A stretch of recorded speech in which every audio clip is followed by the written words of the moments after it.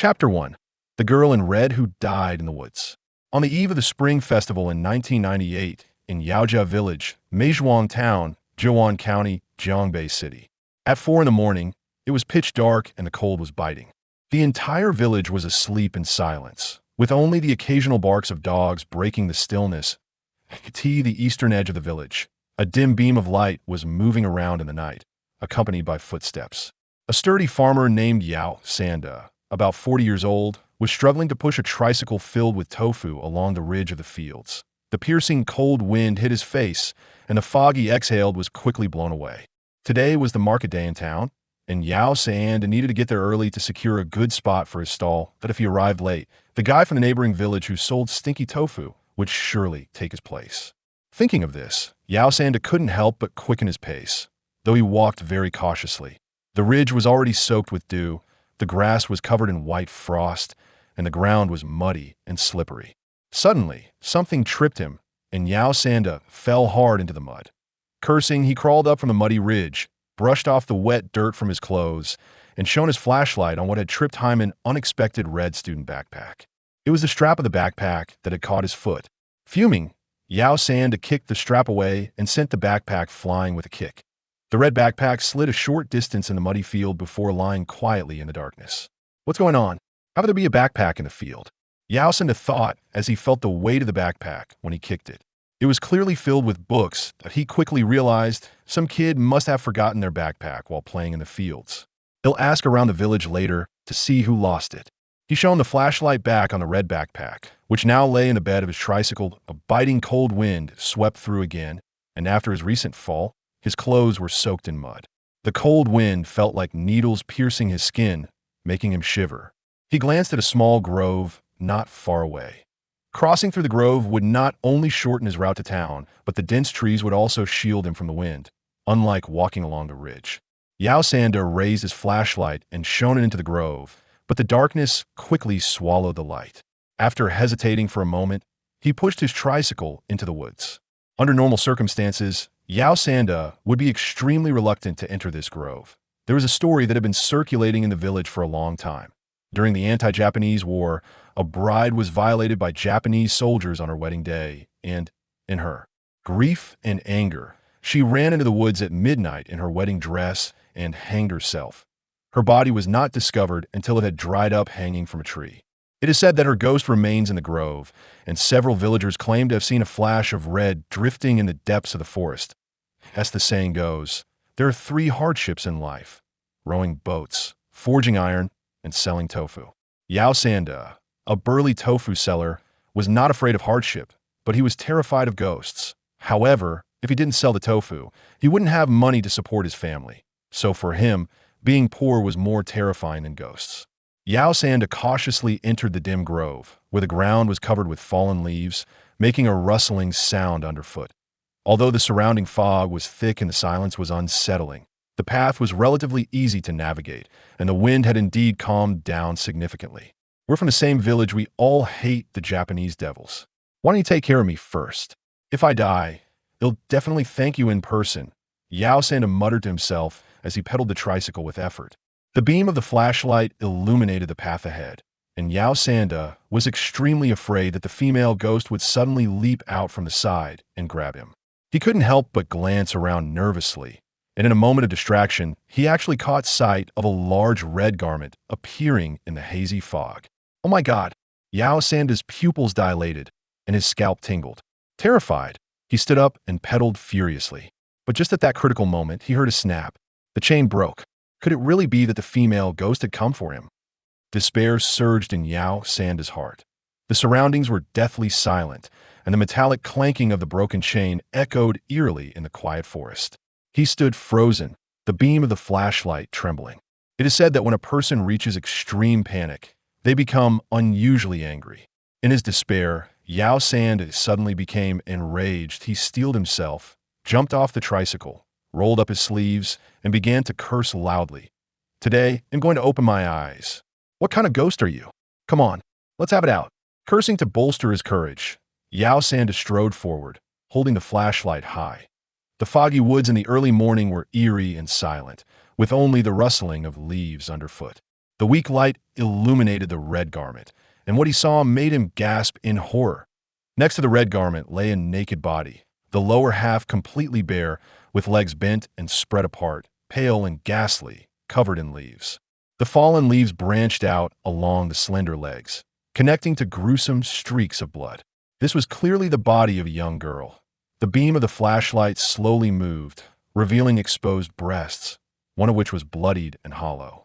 The clothing and bra were pushed up above her chest, but as the light continued to move upward, the most horrifying sight was revealed. This was a headless corpse. Yao and his thoughts seemed to shatter in an instant, his mind going blank. The scene before him plunged him into extreme terror. Suddenly, he felt a warmth beneath him, and trembling, he crawled and rolled out of the woods, wailing as the village dogs, hearing the unearthly screams, began to bark and respond. At 6 in the morning, the first light of winter dawn had not yet fully arrived, but a faint fish belly white began to appear on the eastern horizon, as if darkness and light were engaged in a silent struggle. The news of a headless young girl found dead in a grove in Meizhuang Town spread quickly. Ding Zhihua, the captain of the Jiangbei City Criminal Police Team, was coincidentally working on a case in Zhuan County, accompanied by forensic expert Hu Ziling and evidence technician Zhou Zhe from the Jiangbei City Criminal Police Team.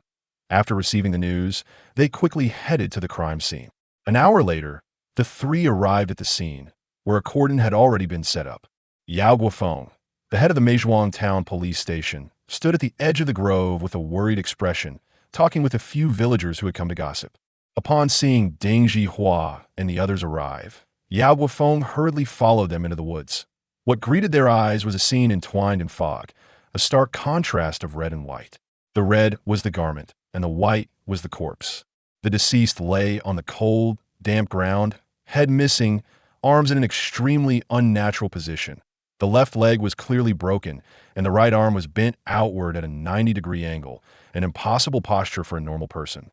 The gray sweater and bra on the upper body had been pulled above the chest, revealing underdeveloped breasts, with the left nipple missing, leaving a bloody cavity. The lower half was naked, with pink underwear, gray long johns, and black pants discarded nearby. After a night of exposure to the cold wind, the blood from the young girl had long since congealed and dried, with splotches of blood embedded in her pale legs, particularly. Striking in the gloomy grove. Chapter 2. The Disappeared Head. She was just a little girl. How could she have such deep-seated hatred against someone to be tortured to death like this? Hu Ziling looked at the gruesome corpse, her brow furrowed, her face filled with sorrow.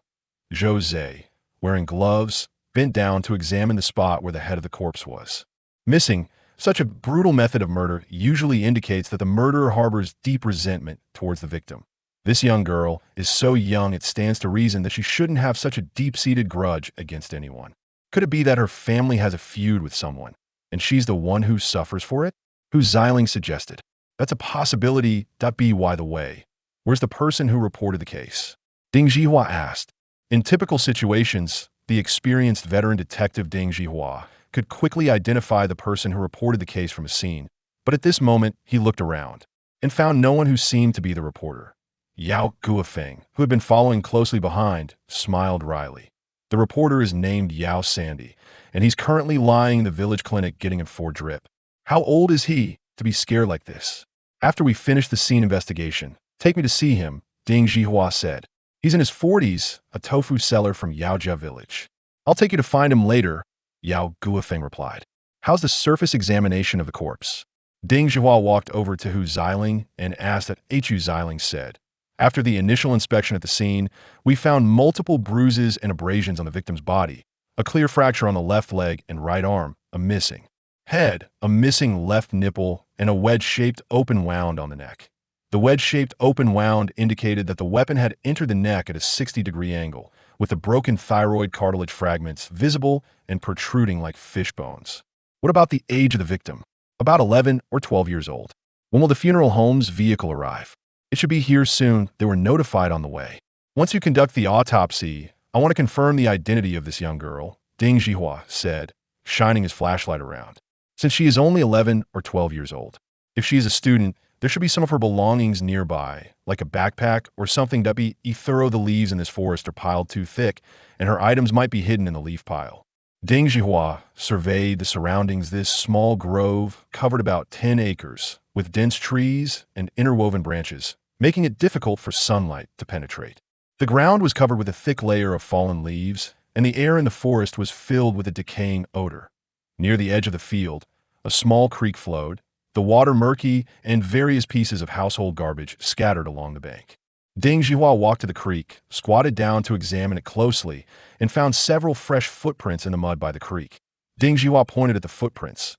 These footprints vary in depth and direction, and judging by the tread patterns, they look like ordinary sneakers. The mud around the footprints is damp, extending from the east side of the creek toward the west, indicating that this person had lingered here for a while. Staying by the creek in such cold weather definitely raises some questions. Ding Zhihua waved over Jose, saying, "Come look here. Something's off." Jose leaned down to closely inspect the edges of the footprints. Faint traces of blood seeping into the disturbed earth were barely visible. "There's blood." This blood indicates that someone processed the weapon or clothing by the creek. "Captain Ding, this might be the murderer's footprints. I'm going to collect samples for further analysis," Jose said. Ding Zhihua's sharp gaze scanned the surroundings. This area needs to be thoroughly checked, especially downstream of this creek, as the weapon or other physical evidence may have been washed downstream. Notify the technical team to assist with the investigation comprehensively. Although the sky was getting brighter, the light in the forest was still poor, and with the thick layer of fallen leaves on the ground, the detectives investigating the forest were all crouching down with flashlights, carefully examining each detail to avoid missing any clues. The conditions for ground investigation were limited aside from discovering a lot of blood on the leaves. There were obvious dragging marks on the ground, and some incomplete shoe prints, but nothing related to the victim's information was found. Ding Zhihua furrowed his brow. "Yao, how many schools are in the town?" Yao Guofeng quickly replied, "There's only one school in town, which is a 9-year integrated school that combines elementary and junior high. If they want to attend high school, they have to go to the county." Ding Zhihua pondered, "Then contact the school in town first to check if any students have gone missing recently." Yao Guofeng nodded repeatedly. "All right, I'll call as soon as I get back to the station."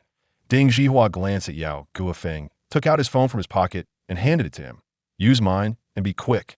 Yao Guofeng took the phone, smiled awkwardly, and then pulled out an old phone book from his bag, the cover long gone, with yellowed pages filled with densely packed names and numbers. Ding Zhihua looked into the distance and muttered casually, "It's really inconvenient for us to handle cases without a cell phone. Those things are too expensive. Most of the time, I just run around in Meizhuang Town." "How big can the town be?" "If there's an urgent matter, I can borrow a landline from the villagers." "Why waste money on that?" "A pager is enough," Yao Guofeng said while quickly flipping through, laughing. "Not everyone is like you, Captain Ding, with a rich wife." Ding Zhihua slightly frowned, showing a hint of displeasure. Seeing this, Yao Guofeng stopped talking and continued to look for the number. Soon, he found the contact information for the town school. "Hello, hello, is Principal Yao Hua there?" "Hello." Yao Guofeng's voice was loud, and the people around couldn't help but glance at him. "It's Guofeng. Yao Guofeng." Right.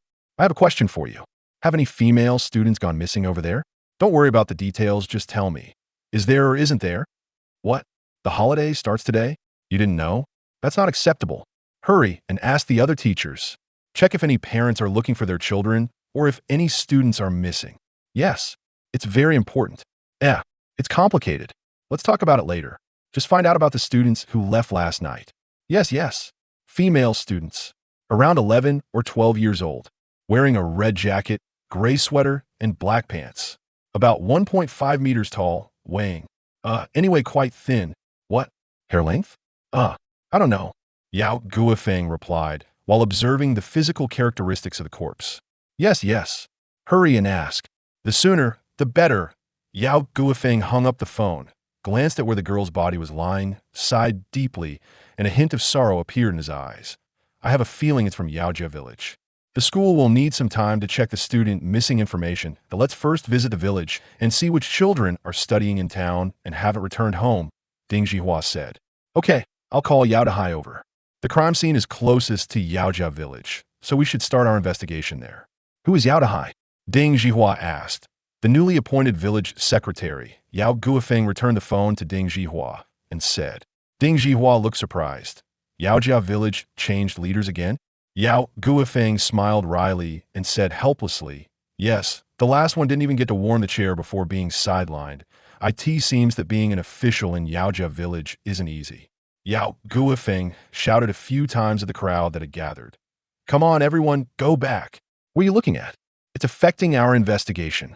Yao Dahai, Yao Dahai, come over here. The crowd's curiosity had not diminished, and they pretended not to hear Yao Guofeng continuing to squat on the field, smoking and watching the excitement. Hearing Yao Guofeng's call, a man wearing a baseball cap emerged from the crowd and jogged into the woods. Yao Guofeng introduced him. This is Yao Dahai, the village secretary of Yaojia Village. Yao Dahai, this is Captain Ding from our city's criminal police team. Yao Dahai had a flattering smile on his face and quickly pulled out a pack of cigarettes from his pocket, ready to share with Ding Zhihua and Yao Guofeng. He said, leaders, here, have a smoke. That a cigarette was offered to Ding Zhihua, but he did not take it. He said lightly, you can't smoke in the woods. What if a spark flies out and starts a fire? Who will take responsibility?